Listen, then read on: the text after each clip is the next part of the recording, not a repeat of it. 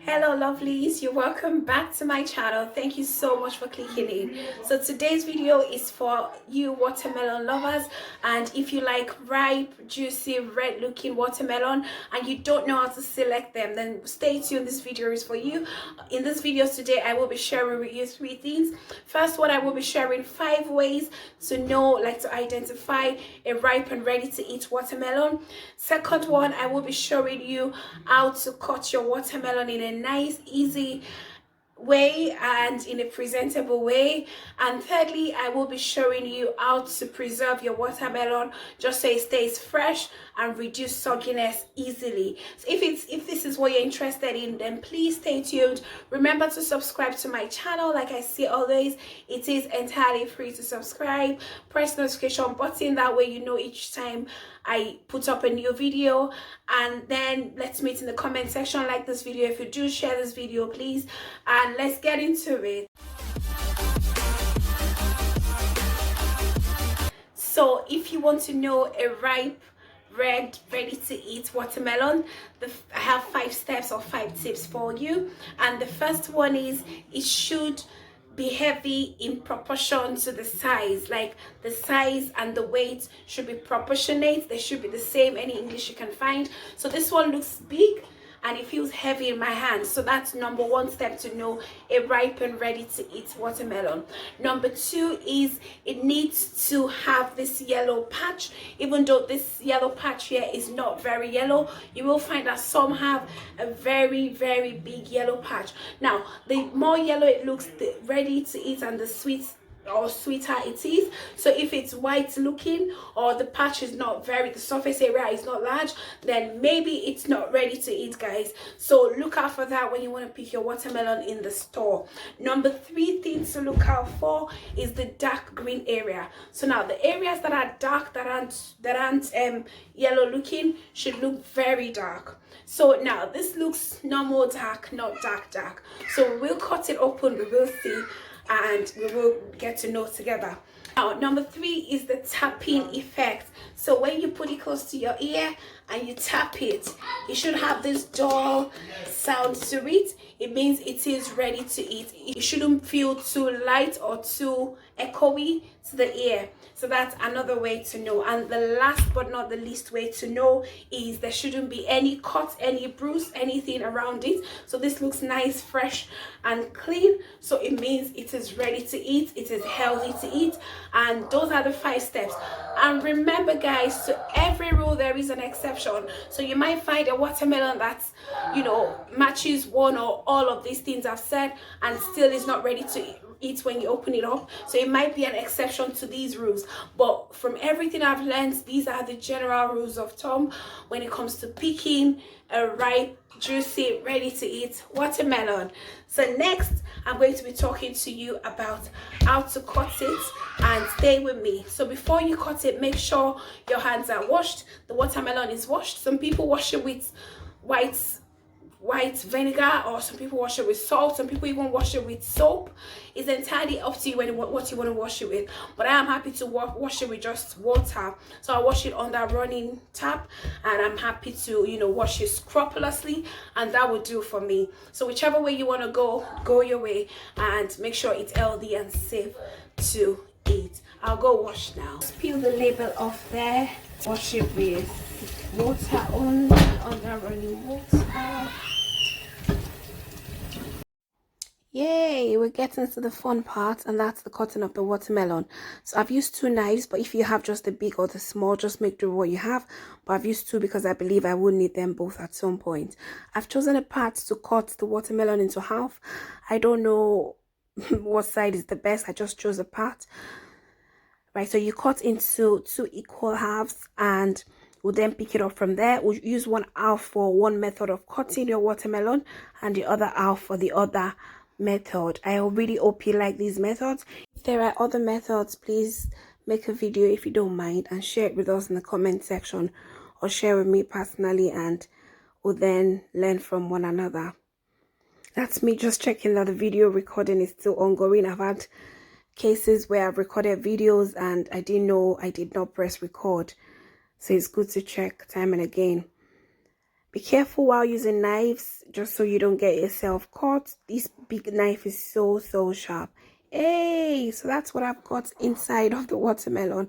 I don't know why it's got that broken, middle. Well, we'll find out. Next, you want to pick your knife. I want to believe it's a strong knife considering the size of the watermelon. And you want to make 3 incisions on the side, on each side of the watermelon. If you've got a clean clothing on or an apron, you might as well let the watermelon rest on you. That way you've got a grip and you're in control to prevent, any form of accident. I feel more confident doing this. So the essence of cutting or making those cuts on the side is just so when you want to go in on a rounder, I'll show you what I mean in a minute, it will be easier to go around. So I'm going around now, you just see what I mean. So you make sure you've got control. Remember, I talked about having a good grip of the watermelon, and then you just go round and round.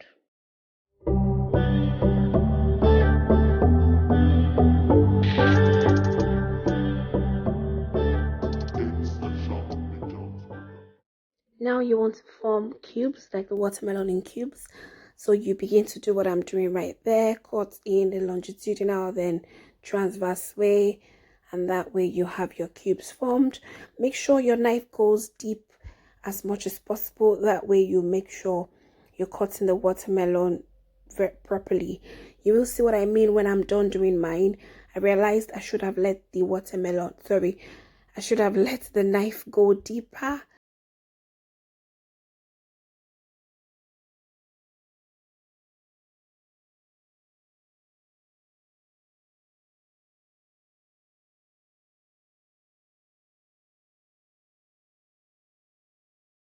There goes the fun part. I love to watch the watermelon pour down into the bowl. So this was what I meant when I said if you don't let your knife go deep enough into the watermelon, you will have some parts of the watermelon not cut out. So I tried to bring them out as much as possible, but then I didn't want to waste your time in the video, so I did some of it off camera. So that was what I pretty much did, and I will go on to the next level. The next method, which I think is the method I prefer. This one looks nice, but that one, the cubes come out, better and neater and more presentable than this, cubes right here.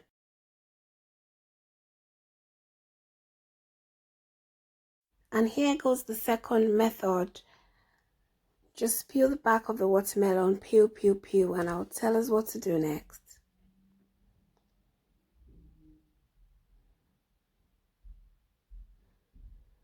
Mind, you want to make sure you peel up until the pink part, so you don't want to leave any white part out. Some people do eat the white part. They say or they think it's medicinal or it's all watermelon, but I find it a bit, bitter. So I like to peel them away. So if you like to have the white part in your watermelon, you may not, cut as much as I have cut.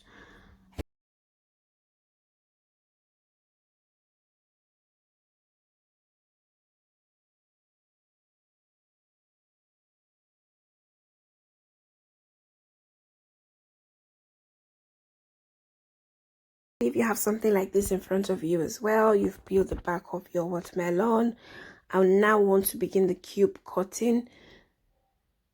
I prefer to use the big knife considering the chunk I've got in front of me. Then you begin to do what I'm doing. We do the longitudinal as well as the transverse cutting.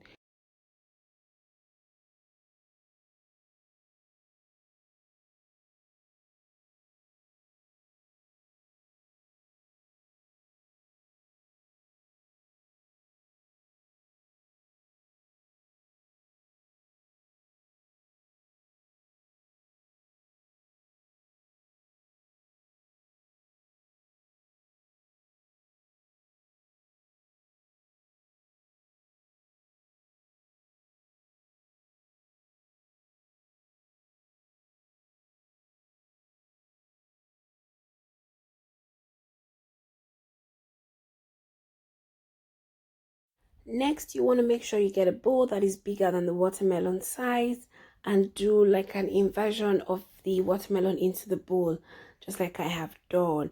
and that's it. And you'll see the size of this second one is so nice, and I just really loved it. So next you want to get a bag, a Ziploc bag of your choice. I've got one from IKEA, and this one is a 2-in-1 size, so we've got 2 sizes in one box. So I will put the bigger bowl in the bigger bag, and now the smaller one has gone even smaller because my son hasn't stopped coming for more. You want to be careful while pouring.